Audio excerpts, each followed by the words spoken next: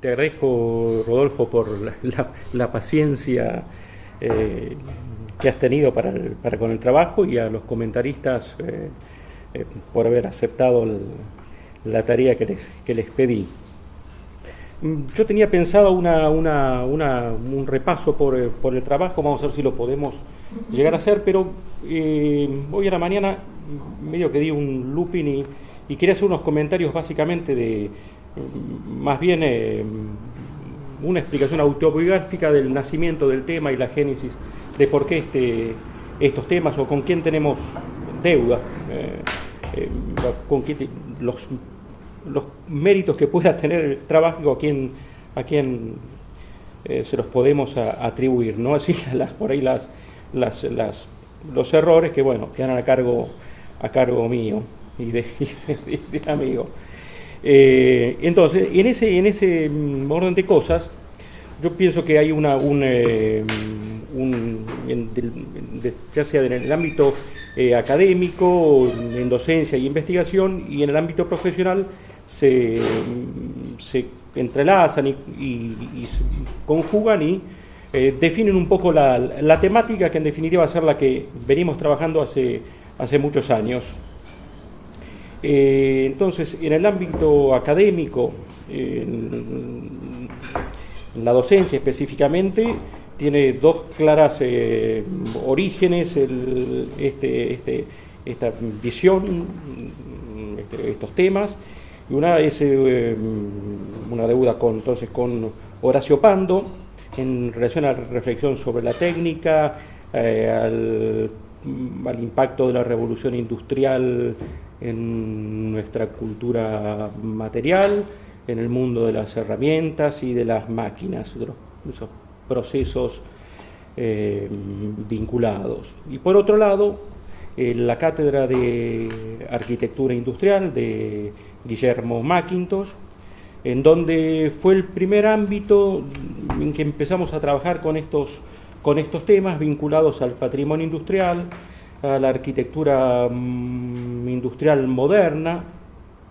allá por 1992-93, en un momento que la temática estaba como descentrada de las áreas de mayor interés. Por otro lado,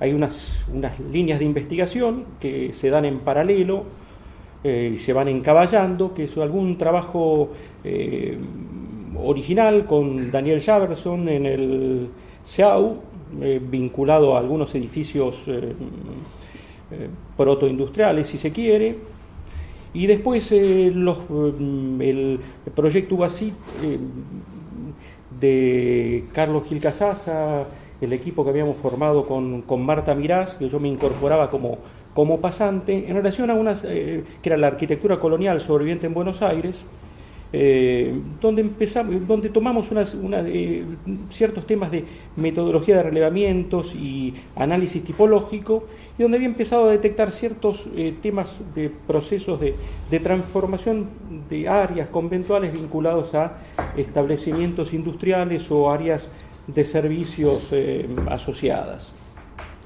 Y después una serie de proyectos y proyecto UBACIT, donde fuimos director y codirector respectivamente, entre el 2005 y el 2013, donde definimos los espacios de producción y nos abocamos al desarrollo metodológico,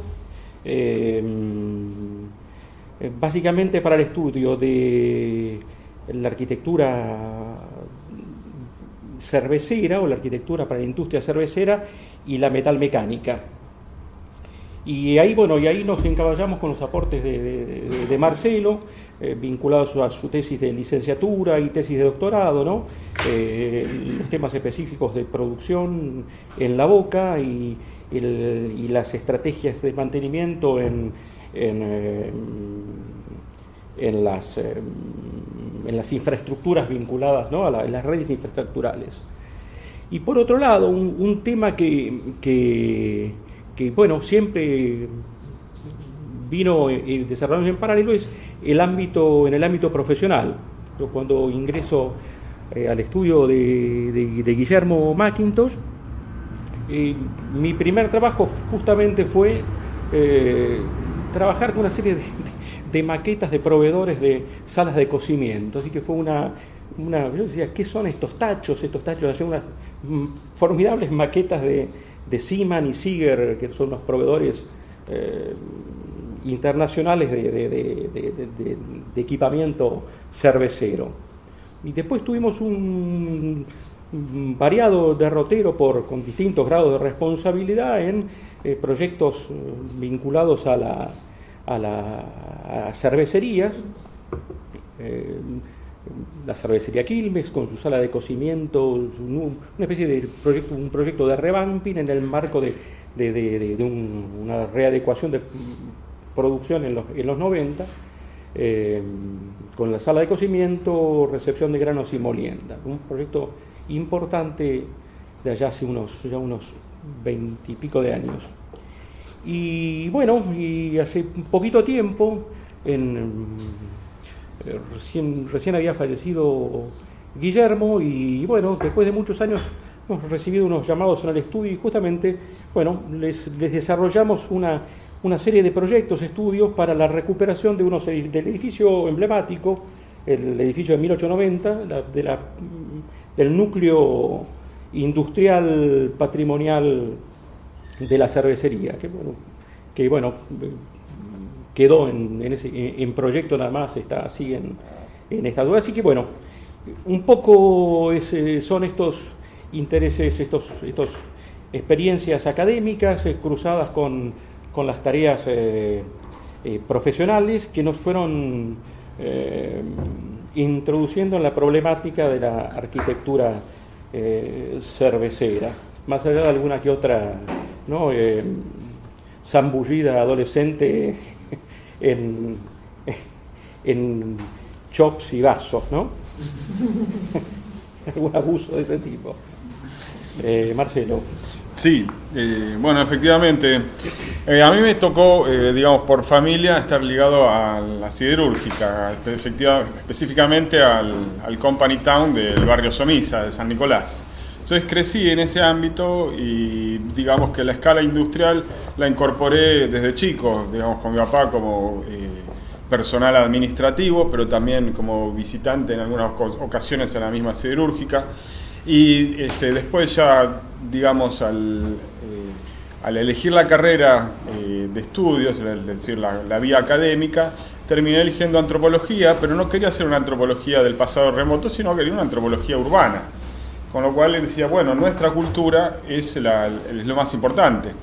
Y de ahí que, primero, como grandes cuestiones, llamémoslas ontológicas o de definición de un campo de estudio, de decir el qué y el para qué, y el para quién y cómo, terminó, digamos, llegando hasta la contemporaneidad, es decir, al presente, como es una crítica a la propia cultura industrial, una crítica a la cultura, llamemos, la de consumo, que hubo una reflexión importante en la década del 60, del 70, pero que continuamos sin duda insertos en un mercado, en un consumo de producción en serie que realmente se refleja o se puede comparar con lo que es la producción a granel, ¿no? Pero entonces desde nuestro proyecto, la verdad que la interacción, como le dijo Pablo, en un principio, cuando nos conocimos, y él estaba trabajando con la escala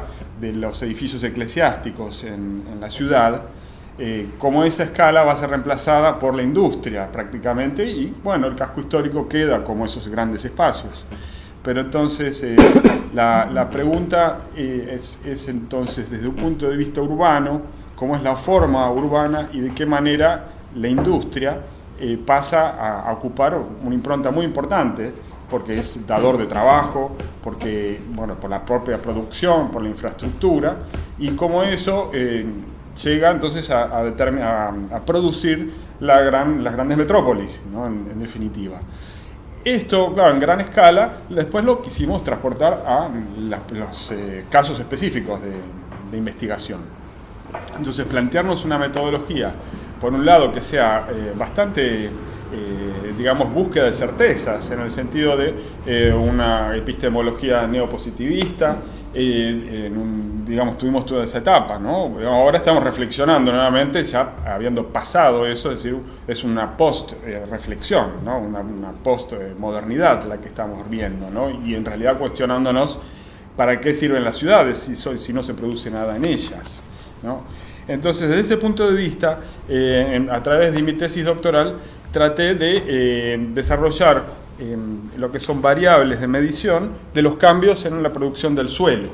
O sea, básicamente, de qué manera los suelos, los terraplenes o los comúnmente llamados rellenos conforman los suelos de la ciudad, o grandes terrenos, grandes superficies que conforman rellenos o más bien terraplenes, ¿no? Es decir, la producción del suelo, consideren ustedes también que estamos en un mundo donde el planeta ya lo manejamos casi de taquito. O sea, estamos entrando en una nueva era geológica donde las transformaciones, no solamente del ambiente, digamos, aéreo, sino también del ambiente sólido, es decir, de los suelos, por eso el enfoque sobre los suelos antropogénicos, es importante. Y por eso, entonces, la escala industrial, al ser tan grande, no solamente en la superficie que abarca y cómo abarca esas superficies, sino también en lo que de esas industrias sale y termina en, bueno, ahora hay estrategias de reciclado, pero generalmente el reciclado no existe, ¿no? Eso forma parte de algo, ¿no? De ahí que, bueno, empezamos a ver de qué formas podíamos sistematizar como es los espacios de la producción. Qué variables medir, si son importantes las superficies, si son importantes las asignaciones de los usos de ese espacio, y si a través del tiempo entonces iban cambiando esas superficies, ¿no? esos usos de la producción. De variabilidad y de permanencia, ¿no? De persistencia. Así es, sí.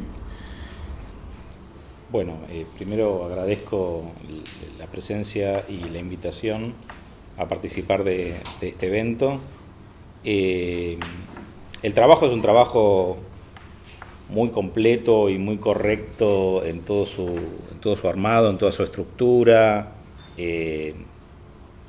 Casi que no tiene fisuras por donde entrarle desde un punto de vista, como comentarista externo, desde un punto de vista que no sea del contenido de la propia disciplina, ¿no? como del recorte disciplinar. Pensándolo desde un punto de vista metodológico de lo que significa pensar un trabajo de esta escala y de este tono, ¿no? Sin embargo, me interesaba que pudieran quizás extenderse un poquito o resolver algunas dudas que tengo sobre 3 escalas diferentes que están como concatenadas. Una que tiene que ver con el marco epistemológico. Vos justamente recién dijiste algo, porque me parece que ahí hay algo, bueno, tiene que ver exactamente con lo que dijiste. Hay algo que me parece que está como, que me suena que viene de otro lado, pero que al mismo tiempo se está poniendo un poco en crisis. Entonces me parece que vale la pena extenderse si es que tienen una toma de posición ya concreta respecto del tema o todavía está como armándose y en qué sentido. Me parece que la cuestión del marco epistemológico es importante y en ese sentido hay un recorte que tiene que ver con una interdisciplina intrínseca del campo y con una interdisciplina del equipo autoral, ¿no? Me parece que eso también es importante. Entonces, en ese sentido, la definición del marco epistemológico tiene su interés, digamos, de esa manera.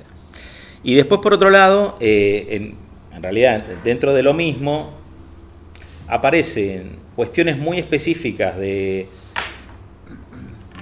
campo de la arquitectura, y específicamente de la arquitectura industrial, pero que tienen que ver con lógicas de trabajo de la arquitectura, por ejemplo, lo tipológico, por mencionar algo.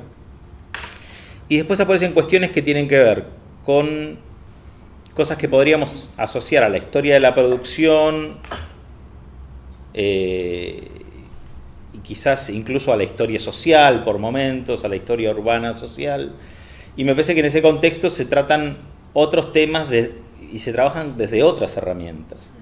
Entonces, ahí viene como la segunda observación, ¿no? Esa viene a ser un poco la primera y me gustaría que se puedan extender un poco más sobre eso. Cuando ustedes hablan de sistematizar, lo decías vos recién, en algún momento ustedes dicen, en la metodología se plantea una perspectiva evolutiva de las formas industriales.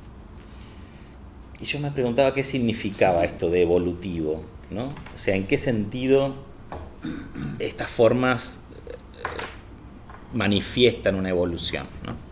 Si es solamente metafórico o hay algo ahí, porque está en la parte de metodología, digo, ¿no? Entonces me parecía que eso también era importante porque eso le daba como un marco general a todo el trabajo, ¿no? Entender como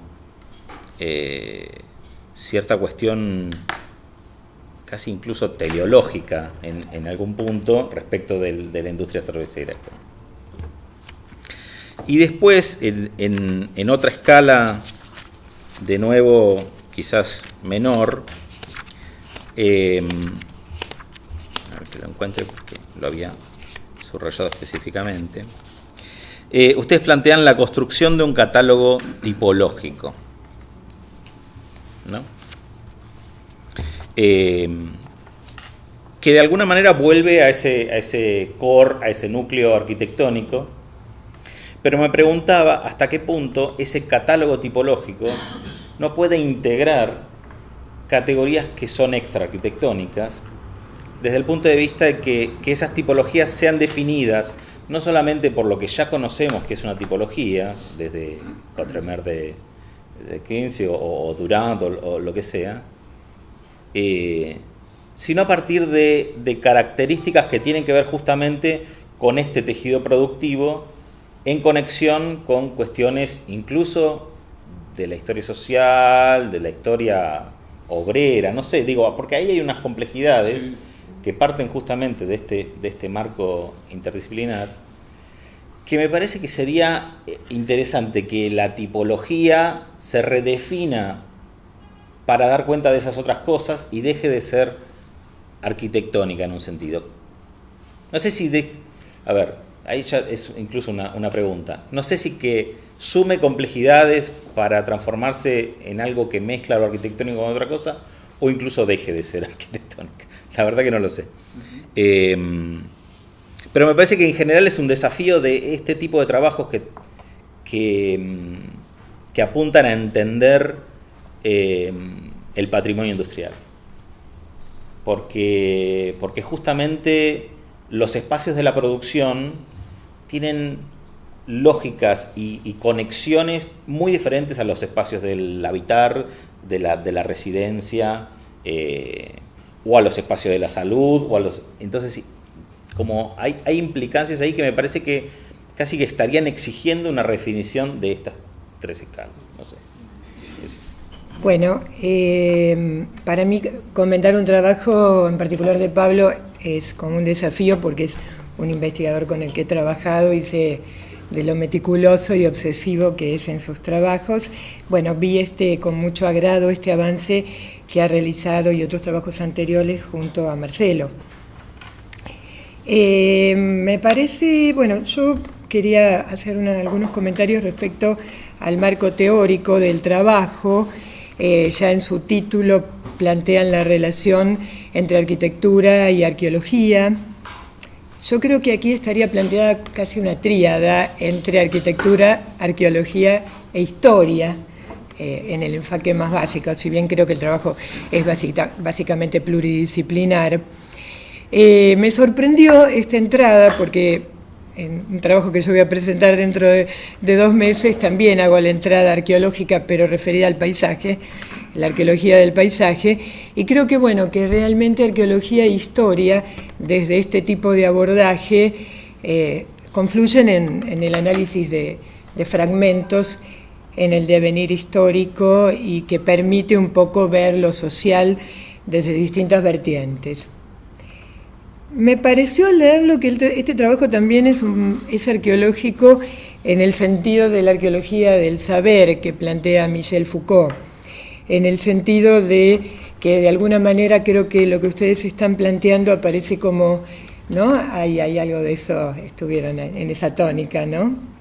Entonces, espera, sé que no me puedes contestar después, si no nos va a retar Rodolfo. Me parece que justamente hay una cuestión digamos, de pensar las relaciones como no tan articuladas, sino más bien en términos de ruptura más que de temas unificados, ¿no? Por otro lado, me pareció que aprovecha mucho la cuestión de la tensión que puede darse entre lo que es técnica y tecnología por un lado y la cuestión de la modernidad y la modernización, ¿no?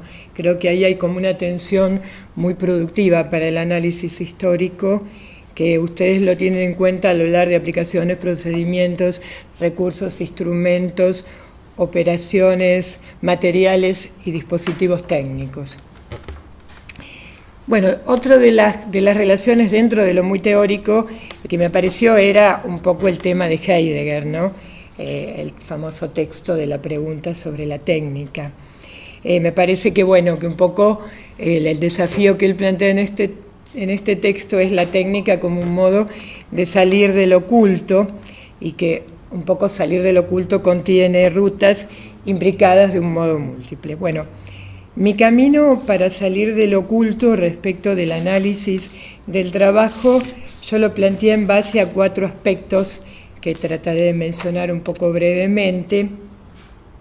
Me parece que hay un enfoque bastante original en cuanto a la investigación histórica, que es muy valiosa la calidad de fuentes utilizadas y su elaboración.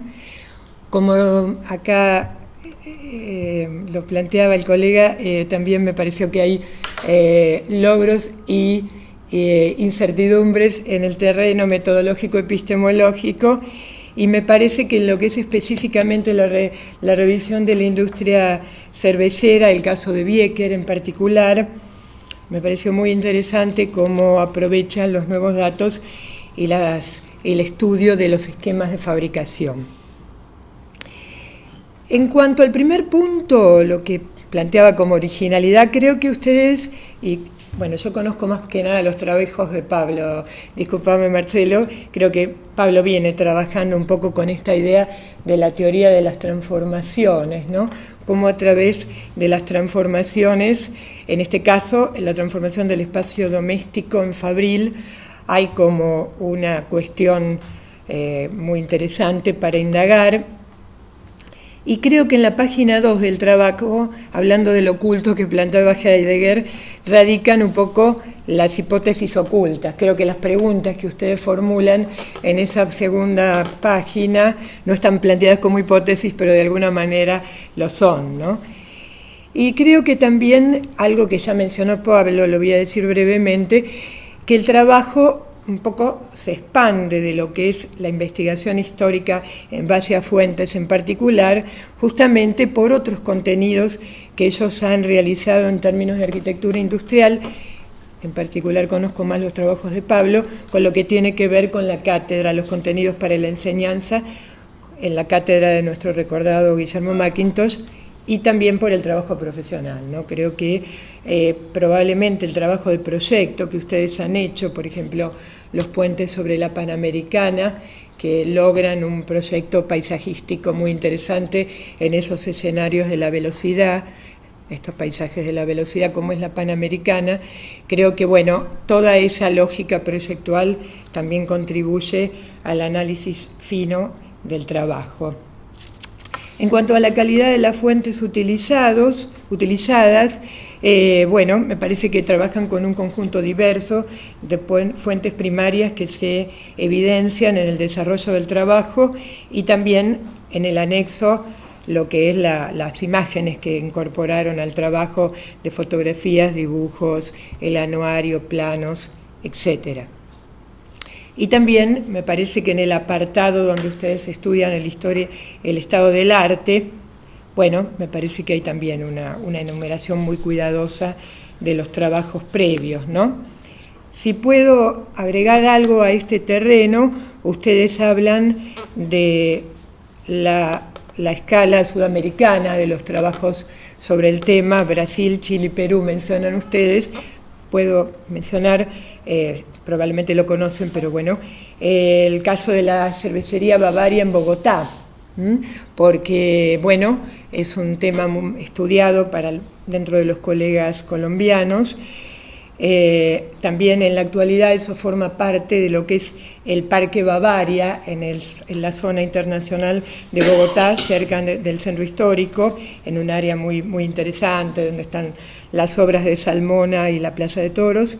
Y bueno, creo que ese caso, el de la cervecería Bavaria de Colombia, y algunos de los trabajos realizados por los investigadores colombianos en lo que tiene que ver sobre todo han trabajado con publicaciones periódicas, diarios, revistas y revistas profesionales.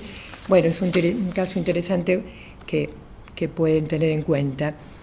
Bueno, creo que lo que es el aspecto de lo que es los aportes en el campo metodológico y epistemológico, que ya fue mencionado, creo que, no sé, yo entendí lo evolutivo por el lado de las transformaciones, ellos ahora lo dirán. Me parece que, bueno, que esta idea que ustedes trabajan también en un término de escalas, de lo que sería la botella de cerveza a lo territorial, ahí entonces, y en este marco de lo que implican las adaptaciones, reutilizaciones, sustituciones, ampliaciones en la lógica industrial y los límites de la flexibilidad, en palabras de ustedes, hay como la cuestión epistemológica central, me parece, de este trabajo, y me parece que está lo que es en el estudio de casos de la base de datos, cuando trabajan los aspectos cuantitativos, como ser el número de funciones y tamaño de los locales, y aspectos vinculados con la homogeneidad y la heterogeneidad en cortes temporales y en el sentido diacrónico. Bueno, me parece que estos dos aspectos, uno más positivista y otro más interpretativo, se alimentan en el terreno metodológico y epistemológico. Por último, bueno, creo que justamente, ¿no?, el centro del trabajo y la parte más extensa está dedicada a lo que es la revisión de la industria cervecera y de Bieker en particular.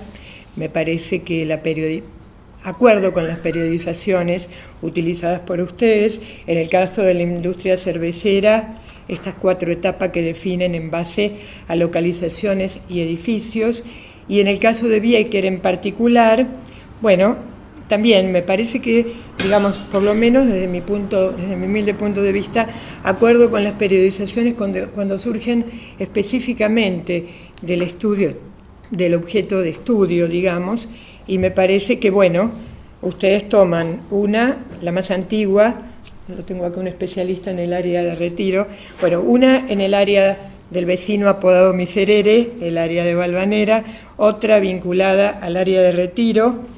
Me parece que ahí también hay una caracterización tipológica emblemática de ese tipo de edificios muy interesante. Y después, cuando toman la etapa Lavallol de los 100 años, y que es la parte más extensa del trabajo y al que le dedican los gráficos y unidades funcionales, bueno, me parece que ahí entonces aparece la tipología desarrollada en altura. Trabajan con el aporte profesional de Paul Belcamber y Louis Newbery Thomas.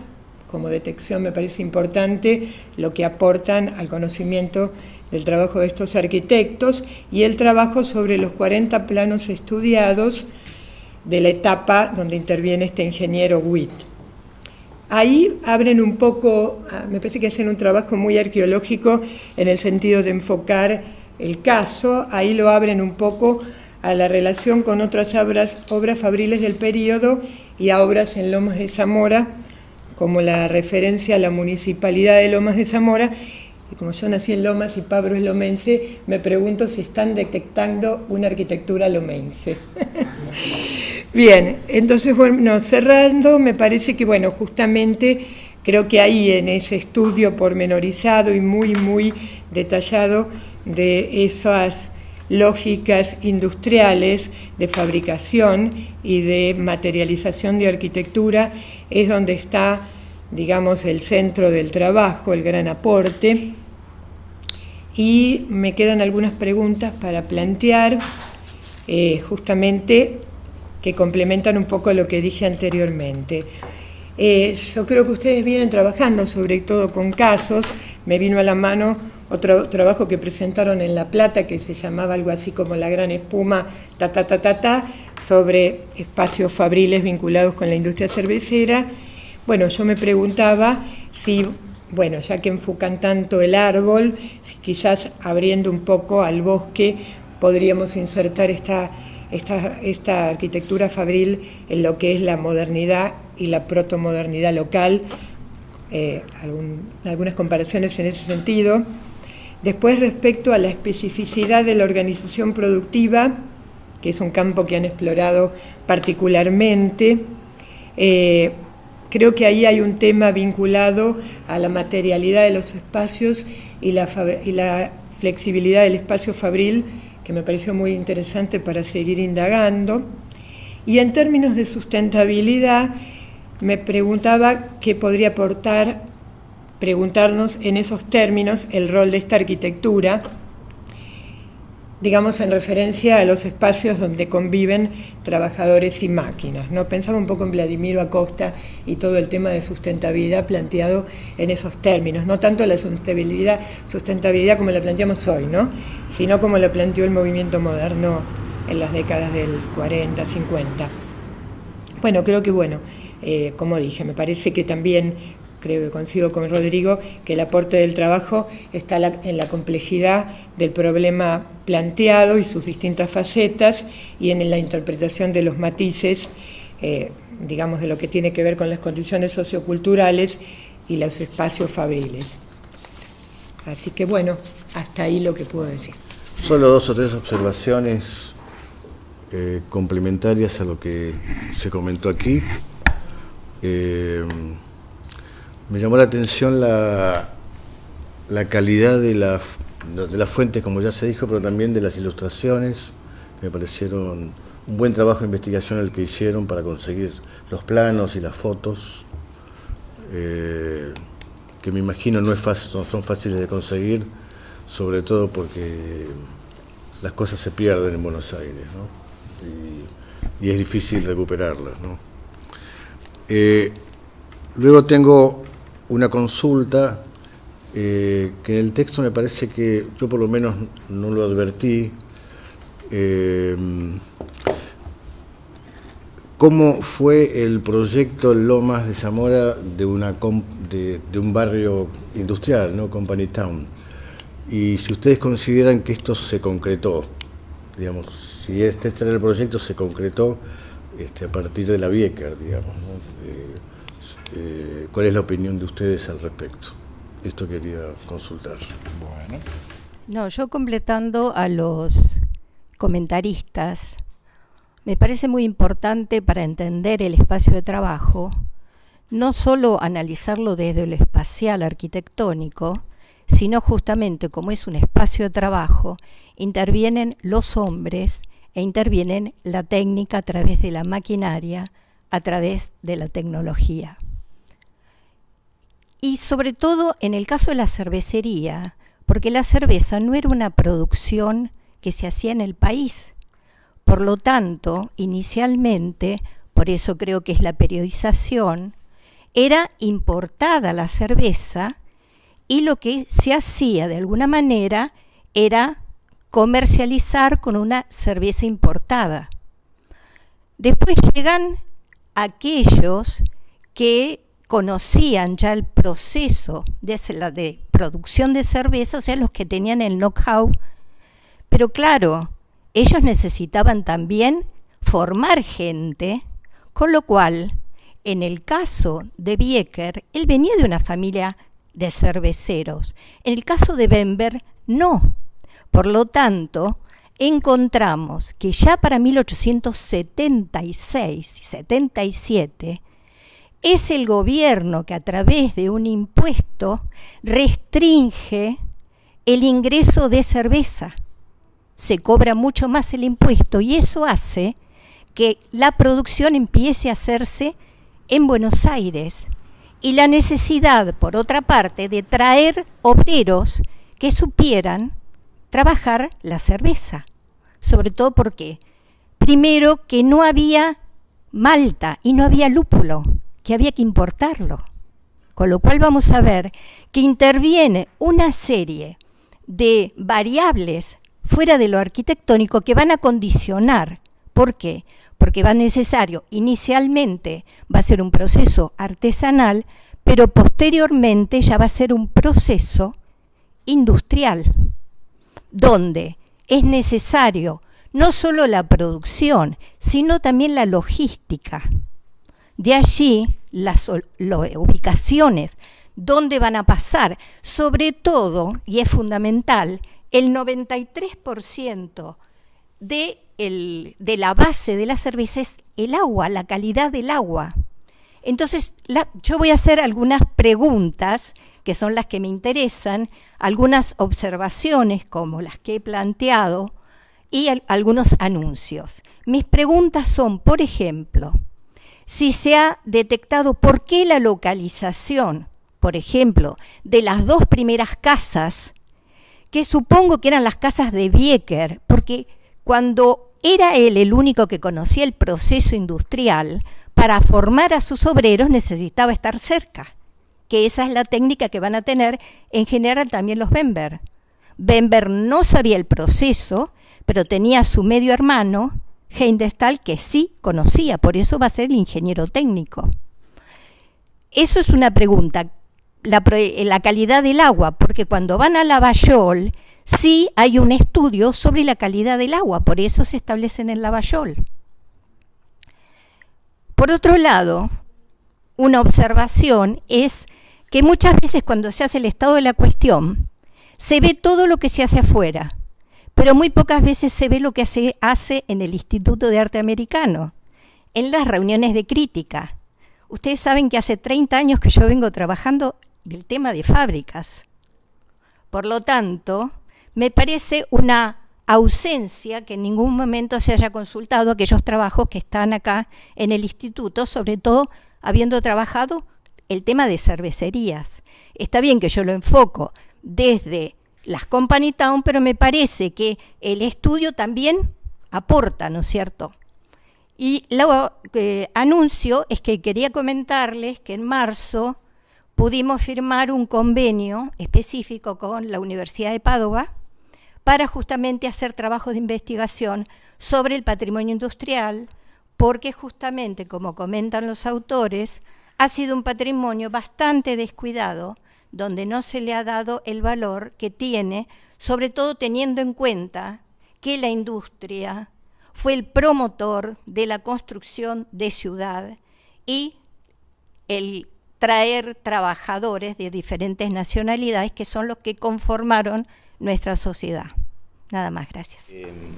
Respecto a esta cuestión de las transformaciones que mencionaba entre los espacios de la vivienda o del habitar, cómo se transforman en espacios industriales, creo que ahí es interesante, obviamente, y ustedes ya lo saben,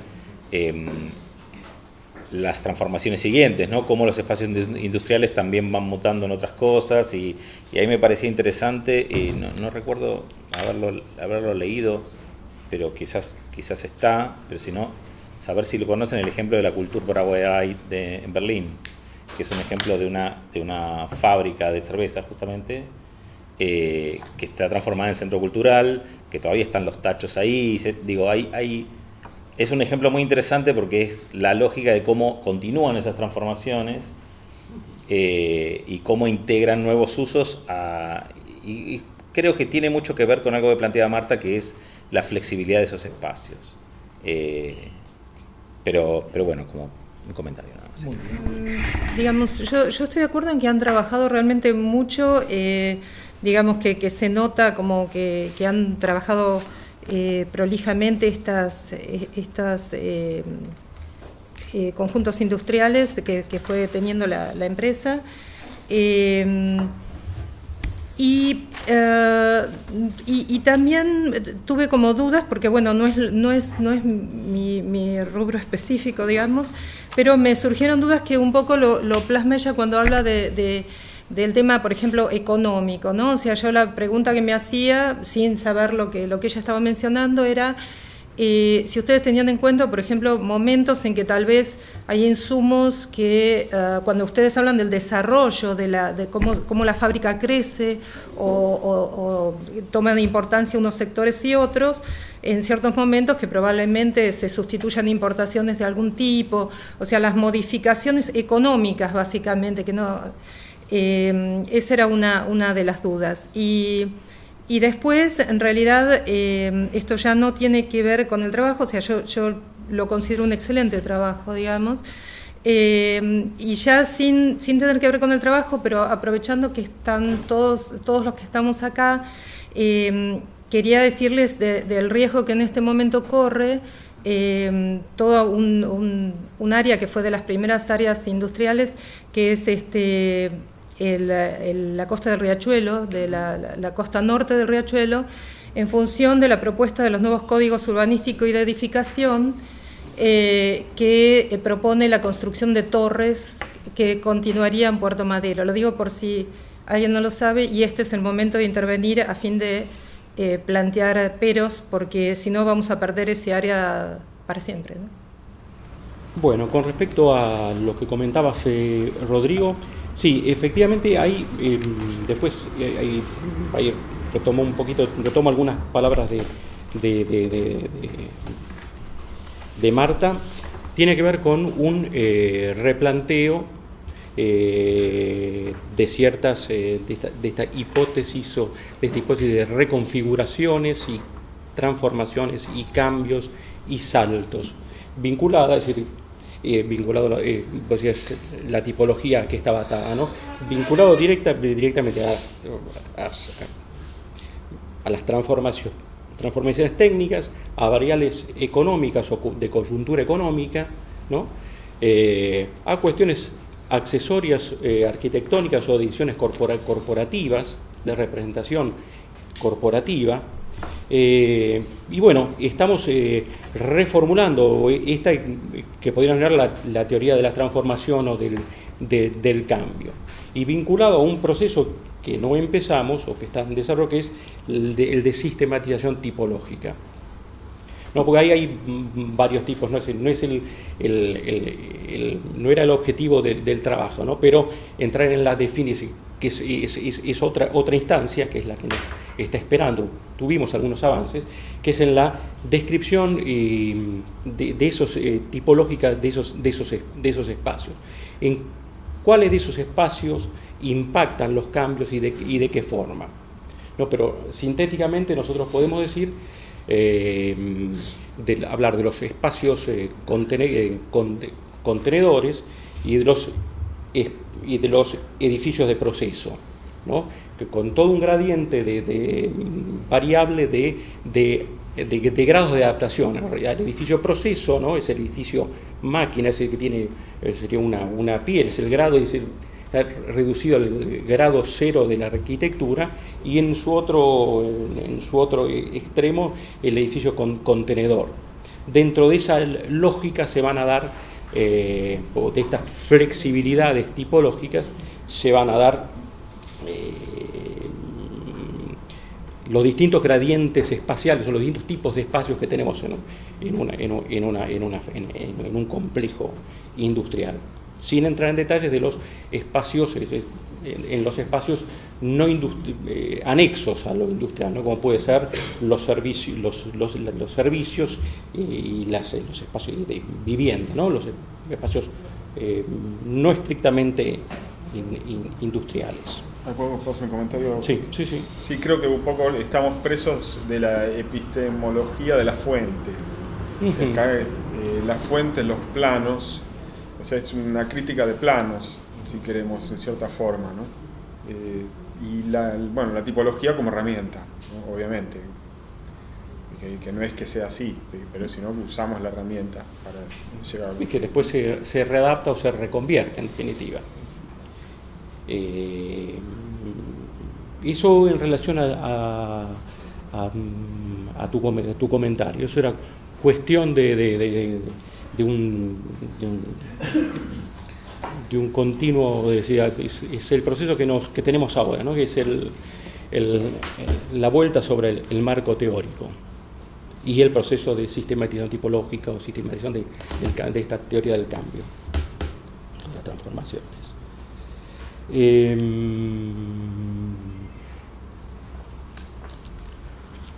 Con respecto a...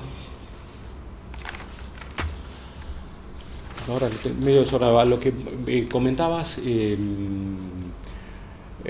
al impacto económico de las coyunturas económicas, sí es inmediato, ¿no? Tal vez sea la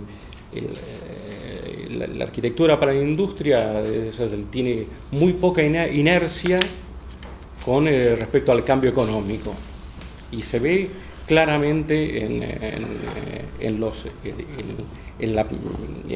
la arquitectura industrial o en los procesos de producción de la arquitectura industrial. Directamente es acción y reacción. Inmediatamente se nota el cambio o se inicia un cambio.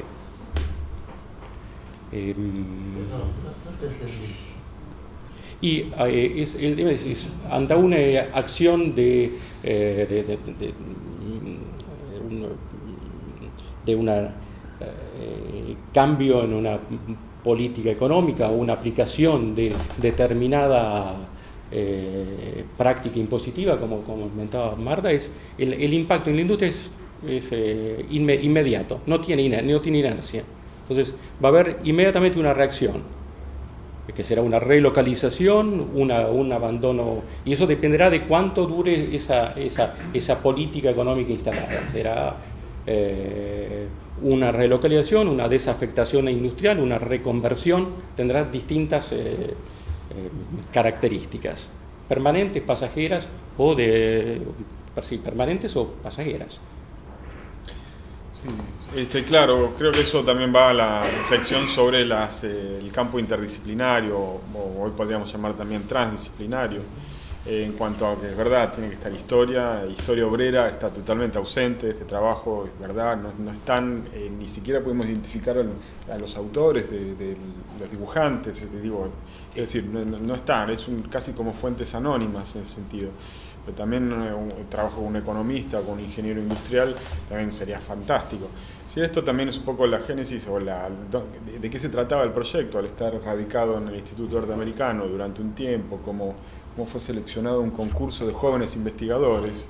Entonces ya no somos jóvenes tampoco, pero quiero decir, no se convirtió en un programa, ni en un centro, ni...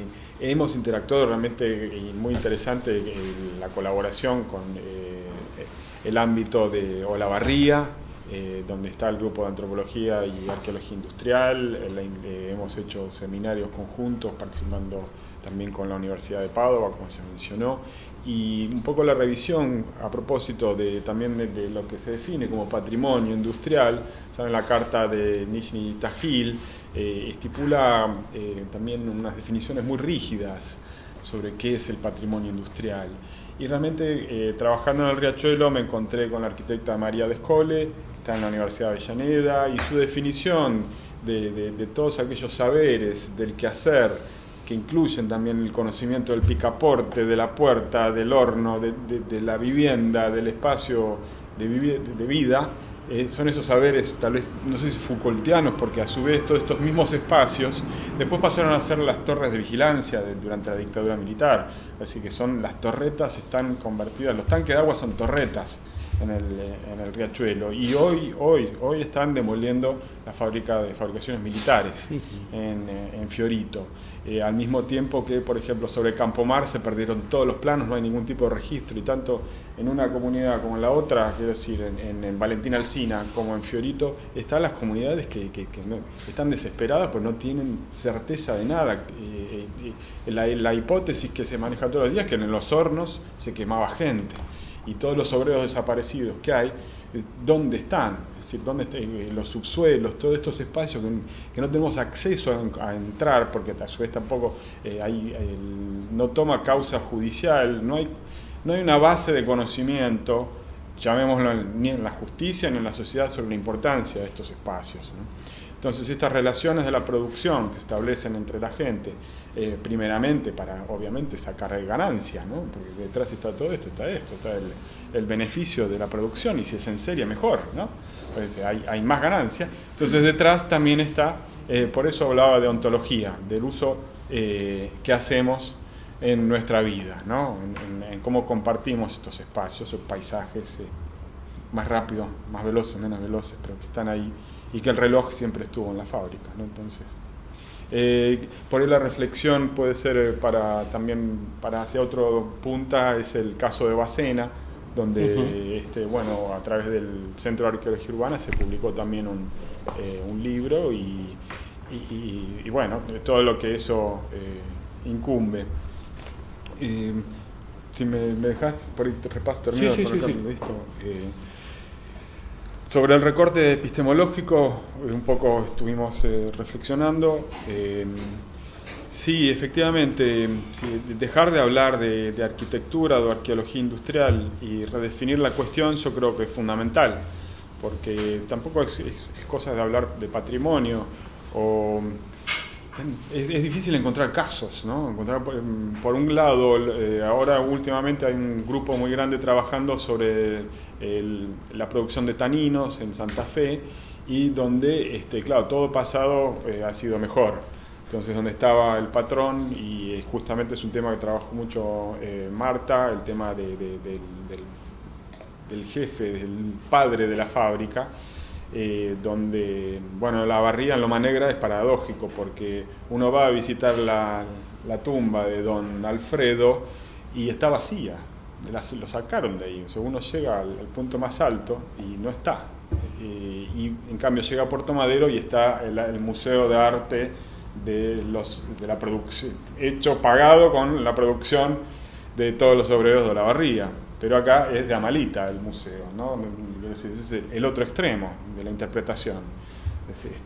O sea, las obras de arquitectura, las obras físicas de una ciudad, más bien representan a los poderosos, y la industria es eso, ¿no? Entonces, las relaciones entre modernidad o modernización y tecnología, o este saber del oculto, para Valentina Alsina es fabuloso, porque a su vez tenemos en un mismo espacio varias generaciones de fábricas, que cambio de rubros, que también tenemos desde trabajadores como el padre de Sandro, hasta una curtiembre, iniciando con curtiembre, saladeros, mataderos frigoríficos, producción de tubos con costura, todo en un mismo espacio. Entonces, y además, ¿dónde iríamos a buscar heladera Siam si no es en Valentina Alsina? Ahí seguro encontramos Siambretas y heladera Siam.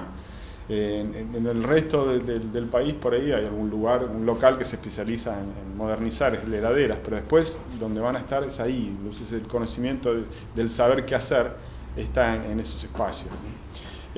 Con el ACUMAR, cuando se armó el glosario de la cuenca, el glosario ambiental de la cuenca Matanza-Riachuelo, hicimos nuestras observaciones porque veíamos que era todo naturaleza. De repente vivíamos en la ecología perfecta, sabíamos de cómo crecía, los procesos todos naturales, pero no había ninguno cultural. Entonces, bueno, incluimos 5 o 6 términos, como que el tango patrimonio de la humanidad en el Riachuelo tenía que estar, y no estaba contemplado. Nuevamente, hacia las demoliciones y el por qué se desaparecen todos estos espacios, que tiene que ver también con la cultura industrial. Y incluimos la definición de la arquitecta Descoles sobre los saberes del quehacer industrial. Sí, el trabajo es muy amplio, ¿no? Eso hay que hacer trabajos más específicos, pero bueno, eso quería decir. Con respecto a lo que consultabas, el proyecto original de la cervecería incluye distintos tipos de viviendas, ¿no? Viviendas gerenciales, viviendas para el personal y viviendas para peones. Con esas 3 nomenclaturas. Independientemente de eso, en 1900 9 creo que es, inmediatamente posterior a la inauguración de la cervecería, se hacen los primeros loteos de Lavallol, ¿no? Loteos independientes, donde no directamente vinculados a la estructura industrial, ¿no? Pero coinciden en el tiempo. Y después, con respecto a las cuestiones, María Marta, el tema del agua es un caso, sí, determinante. El agua es determinante y condición sine qua non para la definición del lugar donde va a estar la cervecería. Zárate, Río Cuarto, Quilmes, Lomas, fueron todas elegidas por determinadas características de composición química, de gusto, de accesibilidad al agua. En los dos primeros casos, no lo sé, no lo consideramos en el estudio. Estas dos primeras localizaciones, no lo sé. ¿La de Retiro sí No, la de Retiro no. La de Retiro no. sí, pero la de Valvanera y la de Salta. No lo tenemos estudiado ese tema en esos casos.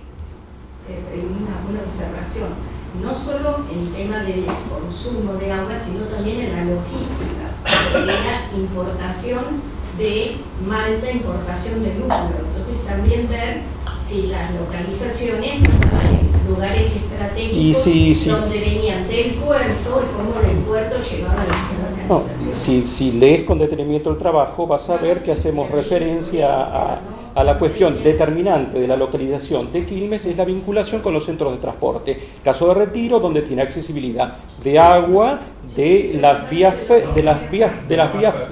férreas, ¿no? Del tranvía, de la vinculación con los dos ferrocarriles, el looping de los dos ferrocarriles y los tranvías, y de la provisión de productos químicos de la compañía de gas de Jonet Hermanos, de amoníaco para la fábrica de producción de amoníacos, productos ácido sulfúrico para la provisión de la fábrica de hielo, básicamente. Y con respecto a las dos localizaciones anteriores, es sintomático la localización de Biecar sobre Plaza 11 de Septiembre, a 2 cuadras, 200 metros de Plaza 11 de Septiembre, que era un centro nodal, un nudo de transporte, intercambio de transporte, y después, en Salta 12 también tenemos a 200 metros de la Plaza... Congreso. Ahí estamos en Constitución. ¿Cómo se llama? El mercado del Plata, lo que fue el mercado del Plata, la vieja parada de mercado y parada de carros, y la vinculación con el ferrocarril, con el tranvía que iba a Constitución, al ferrocarril del sur. Así que es determinante, y en la localización eso lo podemos ver acá. Caso Lavallol, ¿no? Con todas las parrillas, es otro tema, ¿no? La definición de la localización de Lavallol, eso también damos cuenta en el trabajo, está definida una reestructuración del sistema ferroviario, del ferrocarril del sur, con el ferrocarril del oeste. Hay un cambio, unas compras, y la localización se hace en terrenos realmente del ferrocarril para aprovechar la vinculación regional del ferrocarril y estos terrenos remanentes de los loteos, propiedad de la comunidad británica, o muy vinculados a la comunidad británica, que accionistas de la cervecería, ¿no? Para el primer periodo también uno puede tal vez pensar como en la hipótesis del umbral de la metrópolis, esta ciudad instantánea, ¿no? Que puede llegar a ser otra vía de instalar el tallercito donde uno puede de comenzar, como se dio un poco en la descripción de ese trabajo, ¿no? Sí. Y después tenemos alguna otra cuestión ahora podemos ver, con el tema del proceso. Bueno, en estos esquemas podemos ver la localización, ¿no? En los enclaves con las vías, el muelle, las vías, la usina de gas, las estaciones, ¿no? Con todas las redes de vinculación territoriales, ¿no? También la primera conexión de agua del ingeniero Coglan puede estar relacionada, no tenemos forma de comprobarlo. O sea, si usaban agua del pozo o potabilizaban. No sabemos si el primer establecimiento Recoleta, claro, del 69, digamos, si estuvo conectado a la fábrica. Esa es la que no podemos. Pero la fábrica Beeker tenía sus pozos. La descripción que hace Chueco, la descripción que hacen en La Nación, 1886, hablan de los equipos de bombeo a vapor, los puertos artesianos, no sé si el equipamiento era de Zamboni, ¿no? Creo, no estoy seguro. Y con respecto a la observación del proceso, de relación al proceso, el contenido, es decir, el conjunto industrial va a ser una respuesta arquitectónica a un determinado proceso de producción. Y eso va a determinar en gran medida la forma arquitectónica. La forma arquitectónica va a contener un proceso industrial.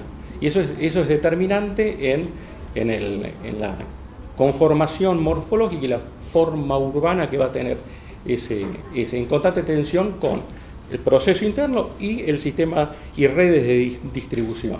Entonces, hay una lámina media desprolija, pero podemos ver un taller cuasi doméstico equivalente al que podría haber sido instalado en la cervecería en la primera lo que denominamos Beeker 1, donde hay un espacio indefinido, un espacio doméstico, pequeña superficie, donde básicamente aparecen 3 o 4 elementos de escala menor. Y después vamos a tener una serie de talleres de mayor escala, con poca definición, muy general, es decir, especificidad tipológica, ¿no? Es un contenedor de un proceso, y después vamos a tener un lento proceso de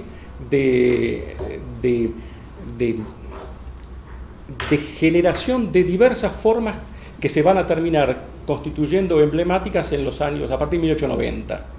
Entonces tenemos un espacio doméstico, un corralón o un taller, si se quiere.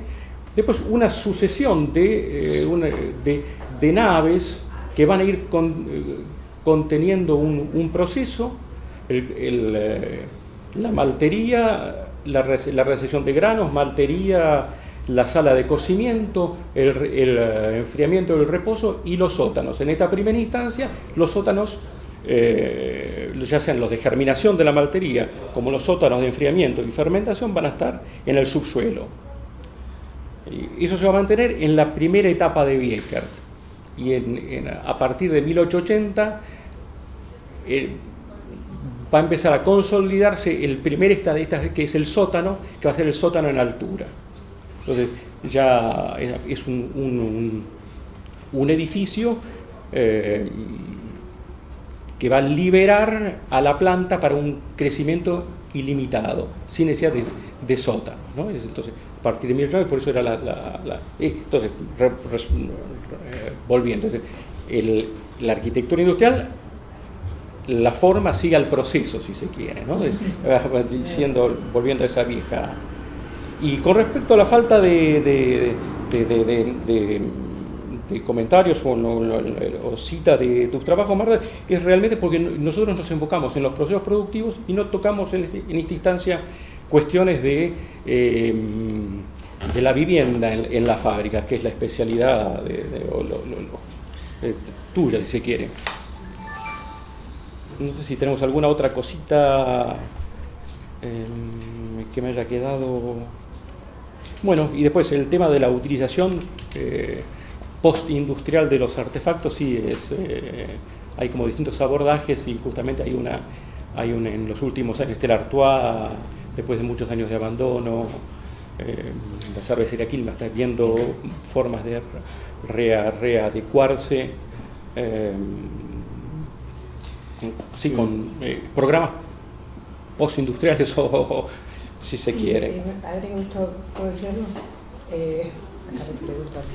No, desde el punto de vista de lo que es la mejora de áreas urbanas degradadas, ¿no? Como esta arquitectura tan pregnante y estos espacios juegan en el terreno paisajístico como una herramienta de rehabilitación de áreas degradadas, ¿no? Sí, es una variable de proyectos recientes en el área de paisaje. Ahí que tenemos una colega del Centro de Arquitectos Paisajistas, juegan un rol tan importante. Sí, como una variable de alto impacto, ¿no? En la definición de una posibilidad de mejora, ¿no? Sí, la biodiversidad. Tal vez ahí un poco justamente sería el desafío en el Riachuelo, ¿no? Bueno, pero entonces, ¿qué hacer con la gente? Sería la pregunta. Digamos, la cuestión política me parece que es central de toda nuestra historia. Sí, por eso. Entonces, la cuestión de la historia obrera, historia industrial, como historia política, no solo que lo que ya fue, sino que lo que continúa siendo.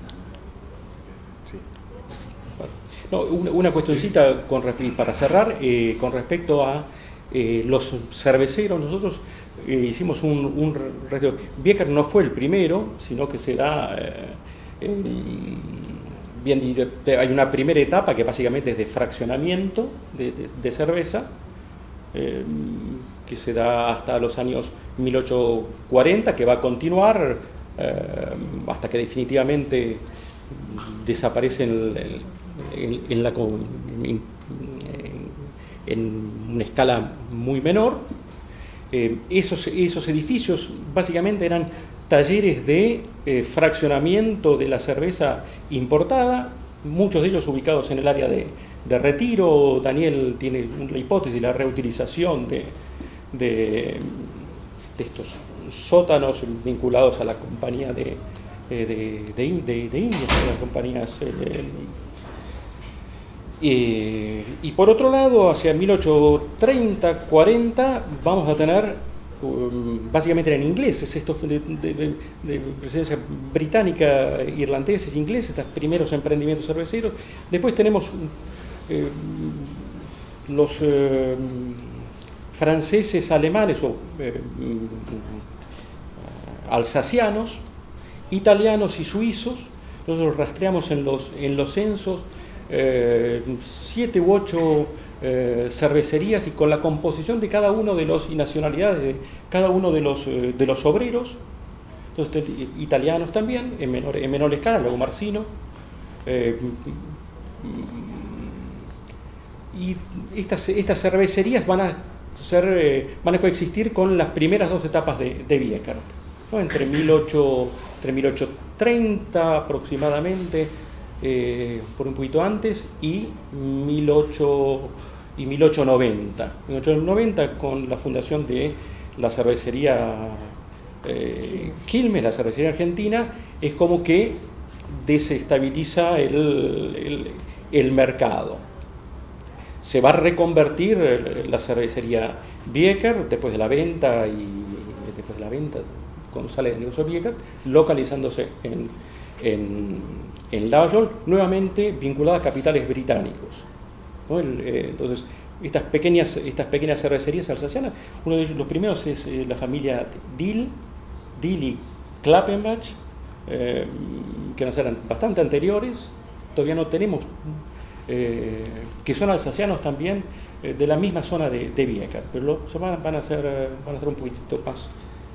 Pero bueno, ese era un comentario en relación a la nacionalidad y a los oficios, o el caso de Schwab, ¿no? Schwab es un caso fantástico porque tenemos cada uno de los, podemos rastrear cada uno de los oficios dentro de estas pequeñas cervecerías, ¿no? Son edificios de unos 500 metros cuadrados y que tienen entre 18 y 40 personas, como 30 y pico de personas como mucho, incluida la familia y chicos que trabajaban también. Salud. Perfecto. Bueno, Un brindis. Entonces,